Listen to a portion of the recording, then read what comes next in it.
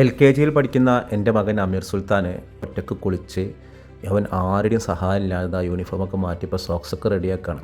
ഇവൻ ആദ്യമേ സ്കൂളിൽ ചേർത്ത് ഉടനെ തന്നെ ഇവൻ്റെ കുളിപ്പിക്കലും യൂണിഫോം മാറ്റിക്കലൊക്കെ ഞാനായിരുന്നു. അങ്ങനെ ഞങ്ങളൊരു മത്സരം വെച്ചു. ആദ്യം ഷർട്ട് ഇടാൻ കഴിയുമോ, അങ്ങനെ ഇവനെ കൊണ്ട് സ്വന്തമായിട്ട് തന്നെ മറ്റൊരാളെ സഹായം ഇല്ലാതെ യൂണിഫോം മാറ്റിക്കുന്ന ഒരു അവസ്ഥയിൽ എത്തിച്ചു. ഇപ്പോൾ അവൻ അൽഹംദുലില്ലാ ഇവൻ ഒറ്റക്ക് പോയി കുളിക്കും, ആരുടെയും സഹായം ഇല്ലാതെ ചെയ്യും. ഇവൻ ആരും പറയാതെ തന്നെ ഈ രാവിലെ എഴുന്നേറ്റിട്ട് ഒരു മടിയും കൂടാതെ യൂണിഫോം മാറ്റും. ഇനി അവനക്ക് മുടി ചെയ്യാനുള്ള ഇതെടുത്ത് പോയിക്കണം. മുടി ഞാൻ ഉപയോഗിക്കുന്ന സാധനമൊക്കെ എടുത്ത് കൊടുന്നു. അവൻ്റെ കയ്യിൽ ചീർപ്പുണ്ട്, അതൊക്കെ എടുത്തിട്ട് അവൻ ആരുടെയും കണ്ണാടിക്ക് മുന്നിലൊന്നുമല്ല, അവൻ്റെ കണ്ണാടി അവൻ്റെ മനസ്സാണ്. അവനക്കൊരു ധാരണ ഉണ്ട് അവൻ്റെ മുടി എങ്ങനെ ചെയ്യണം. ഇങ്ങനെ നമ്മുടെ മക്കളെ കൊണ്ട് ചെറിയ കുട്ടികളാകുമ്പോൾ തന്നെ അവരുടെ കാര്യങ്ങൾ, സ്വന്തം കാര്യങ്ങൾ അവരെ കൊണ്ട് തന്നെ ചെയ്യാൻ നമ്മൾ പരിശീലിപ്പിക്കണം. അതൊരു വലിയൊരു മാറ്റമാണ്. എഴുന്നേറ്റിട്ട് അവൻ പോയിട്ട് സ്വന്തമായിട്ട് കുളിക്കും. അപ്പോൾ അതാ അവൻ്റെ തലയിൽ ലോഷനൊക്കെ തേച്ചിട്ട്, ബസ് ഇത് കണ്ണാടിക്ക് മുന്നിലൊന്നുമല്ല ചെയ്യുന്നത്. ഇനി ഇത് അവൻ ധാരണ അവൻ്റെ മുടിയുടെ ഒരു സ്റ്റൈലുണ്ട്. ആ മുടിയുടെ ഒരു ഗെറ്റപ്പിന് എങ്ങനെയാണോ അവനക്ക് അറിയാം എങ്ങനെ ചെയ്യേണ്ടത് എന്നുള്ളത്. അപ്പോൾ നമ്മുടെ കുട്ടികളെ പലപ്പോഴും നമ്മൾ മടിയന്മാരും അലസന്മാരുമാക്കുന്നത് അവനക്ക് എല്ലാ കാര്യങ്ങളും മാതാപിതാക്കൾ ചെയ്തു കൊടുക്കുകയാണ്. മാതാപിതാക്കൾ ചെയ്തു കൊടുക്കുന്ന സമയത്ത് പിന്നെ അവൻ അങ്ങനെ ഒരാൾ ചെയ്തു തന്നാൽ മാത്രമേ എനിക്കത് ചെയ്യാവൂന്നാവും. അപ്പോൾ അവനവൻ്റെ കുളിക്കൽ, ഡ്രസ്സ് മാറ്റൽ, മുടി ചെയ്യൽ നമ്മൾ പരിശീലിപ്പിച്ച് കഴിഞ്ഞാൽ തീർച്ചയായിട്ടും നമ്മുടെ മക്കളുടെ ആ സ്വഭാവ രീതികളുണ്ടാവും.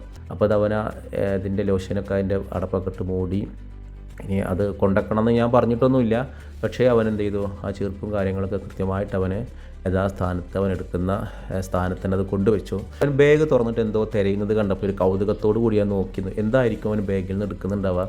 അപ്പോൾ ഞാൻ ഞെട്ടിപ്പോയി. അവൻ ബാഗിൽ നിന്ന് എടുക്കുന്ന കാര്യം കണ്ട് ഞാൻ ഞെട്ടിപ്പോയി. ഞാൻ കരുതിയ പുസ്തകം പക്ഷേ ഒരു അത്തറാണ്, മസ്ക് റിജാൽ എന്നുള്ള ഒരു അത്തർ അവൻ എടുത്ത് വെച്ച്. എൻ്റെ കയ്യിൽ കുറേ അത്തറിൻ്റെ ശേഖരമുണ്ട്. അതിൽ ഓനക്ക് ഏറ്റവും ഇഷ്ടപ്പെട്ടതാണ്, എനിക്കും ഏറ്റവും ഇഷ്ടപ്പെട്ട മസ്ക് റിജാലാണ്. നല്ല അടിപൊളി പെർഫ്യൂമാണ്.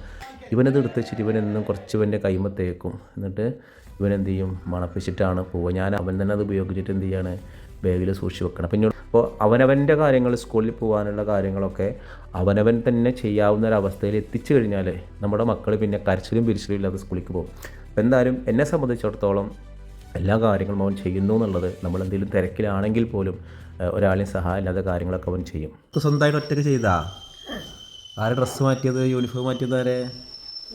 ഈ ഒറ്റയ്ക്ക് മാറ്റി, സോക്സ് ഈ ഒറ്റയ്ക്ക് ഇട്ട്, ഒറ്റയ്ക്ക് കുളിച്ച്, ഒറ്റയ്ക്ക് മുടി ചെയ്യി, ഒറ്റയ്ക്ക് എണ്ണ തയ്ച്ച്, ഒറ്റയ്ക്ക് റെഡി. ഈ മൊബൈലില്ലാണ്ട് ഭക്ഷണം കഴിക്കോ?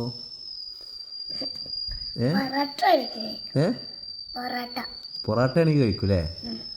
മൊബൈലില്ലാണ്ട് ഭക്ഷണം കഴിക്കണ്ടേ? മൊബൈൽ കാണാതെ ഒന്ന് കഴിക്കോ? ഉറപ്പാ? എന്തണ്ടാ?